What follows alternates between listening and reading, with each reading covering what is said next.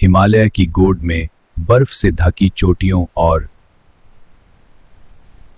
गूंजती नदियों के बीच एक पवित्र स्थल स्थित है, केदारनाथ मंदिर। यह केवल एक धार्मिक स्थल नहीं बल्कि आस्था, इतिहास, तपस्या और भारतीय सभ्यता की जीवित स्मृति है। केदारनाथ मंदिर भगवान शिव के 12 ज्योतिर्लिंगों में से एक है, जहां सदियों से करोड़ों भक्तों की आस्था टिकी हुई है। यह भूमि देवताओं, ऋषियों और योगियों की साधना स्थल रही है। यहां की शांति मानव को आत्मचिंतन की ओर ले जाती है। स्कंद पुराण और शिव पुराण में केदारखंड का वर्णन मिलता है। इसे मोक्षदायिनी भूमि कहा गया है, जहां शिव स्वयं विराजमान है। महाभारत युद्ध के बाद पांडव अपने ही स्वजनों के वध से व्यथित हो गए। वे अपने पापों के प्रायश्चित के लिए भगवान शिव की शरण में आए, पर शिव उनसे प्रसन्न नहीं थे। वे पांडवों से बचने के लिए अंतर्ध्यान हो गए। पांडव उनकी खोज में हिमालय तक आ गए। यह कहानी है देवताओं की, प्रकृति की और मानव संकल्प की। यह बताती है कि कठिन से कठिन परिस्थितियों में भी विश्वास जिंदा रहता है। आज भी केदारनाथ करोड़ों श्रद्धालुओं के लिए श्रद्धा का प्रतीक है। यह स्थल हमें याद दिलाता है कि भक्ति अमर होती है, कि जब भक्ति सच्ची हो तो शिव स्वयं मार्ग दिखाते हैं। महाभारत युद्ध के बाद पांडव अपने पापों का प्रायश्चित करना चाहते थे, इसलिए वे भगवान शिव की शरण में आए, पर शिव जी उनसे प्रसन्न नहीं थे। भगवान शिव ने बैल का रूप धारण किया और हिमालय की ओर चल पड़े। पांडव भी उनका पीछा करते हुए केदारखंड पहुंच गए। पांडवों ने बैल को पहचान लिया। भीम ने उसकी पूंछ पकड़ने का प्रयास किया, पर उसी क्षण बैल धरती में समा गया। भगवान शिव के अलग अलग अंग अलग अलग स्थानों पर प्रकट हुए। इसी से पंच केदार का जन्म हुआ। केदारनाथ पीठ, तुंगनाथ भुजैन, रुद्रनाथ मुख, माध्य महेश्वर नाभि, कल्पेश्वर जतैन।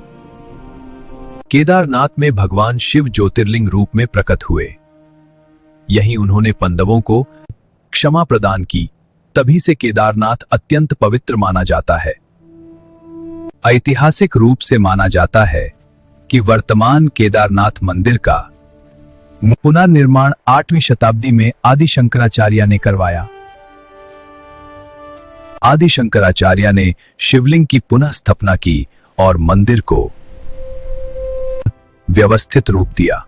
उनकी समाधि भी मंदिर के पीछे स्थित है। केदारनाथ केवल एक मंदिर नहीं, यह आस्था, क्षमा और मोक्षा का द्वार है।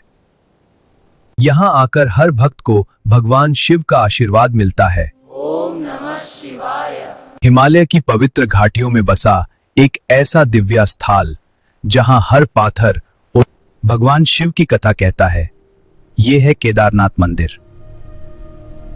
केदारनाथ मंदिर विशाल पत्थरों से निर्मित है। समुद्र ताल से लगभग 11,755 फीट की ऊंचाई पर स्थित यह मंदिर अपने आप में एक अद्भुत चमत्कार है। मंदिर की दीवारें इतनी मोटी हैं कि वे कठोर ठंड और भारी बर्फबारी का सामना करती आई। सदियों से यह मंदिर प्रकृति के हर रूप के सामने अचल खड़ा है। मंदिर के गर्भगृह में भगवान शिव का स्वयंभू ज्योतिर्लिंग स्थापित है। इसका रूप बेल की पीठ के समान है, जो इसे अन्य ज्योतिर्लिंगों से बिल्कुल अलग बनाता है। मंदिर के बाहर स्थित नंदी की विशाल प्रतिमा ऐसे प्रतीत होती है जैसे वे हर भक्त की रक्षा कर रहे हों। केदारनाथ केवल पांडवों की कथा तक सीमित नहीं, ये भूमि हजारों वर्षों से ऋषि मुनियों की तपोभूमि रही है। माना जाता है कि नारद, व्यास और वशिष्ठा जैसे महान ऋषियों ने यहीं तपस्या की थी। ये भूमि साधना और समर्पण की साक्षी है। आज भी कठिन परिस्थितियों के बीच साधु और संत केदारनाथ में साधना करते हैं। सच्चे मन से की गई तपस्या शिव की कृपा अवश्य प्राप्त करती है। केदारनाथ मंदिर सिर्फ एक तीर्थ नहीं, बल्कि आस्था, तपस्या और शिव कृपा का जीवंत प्रतीक है। मध्यकालीन काल में भी केदारनाथ की महिमा बनी रही। विभिन्न राजाओं और स्थानीय शासकों ने मंदिर की देखभाल की। यात्रियों के लिए धर्मशालाएं और मर्ग बनाए गए। कठिन भूगोल के बावजूद श्रद्धालुओं का प्रवाह कभी नहीं रुका।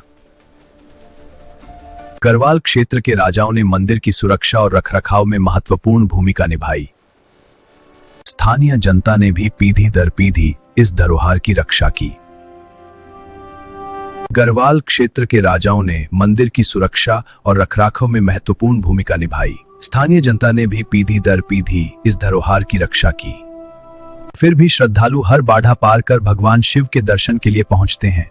माना जाता है कि केदारनाथ यात्रा व्यक्ति के धैर्य, श्रद्धा और संकल्प की परीक्षा लेती है। जून 2013 में केदारनाथ क्षेत्र ने भीषण प्राकृतिक आपदा का सामना किया।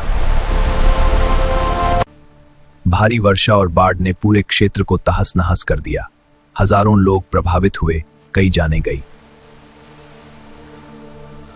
यह समय पूरे देश के लिए अत्यंत पीड़ादायक था, लेकिन इस विपदा के बीच भी केदारनाथ। इस भयानक आपदा के बीच जब प्रकृति अपना भयानक रूप दिखा रही थी, तब एक चमत्कार भी देखा गया। मंदिर के पीछे गिरी एक विशाल शिला, जिसे आज हम भीमशिला के नाम से जानते हैं, उसने केदारनाथ मंदिर को सीधे प्रहार से बचा लिया।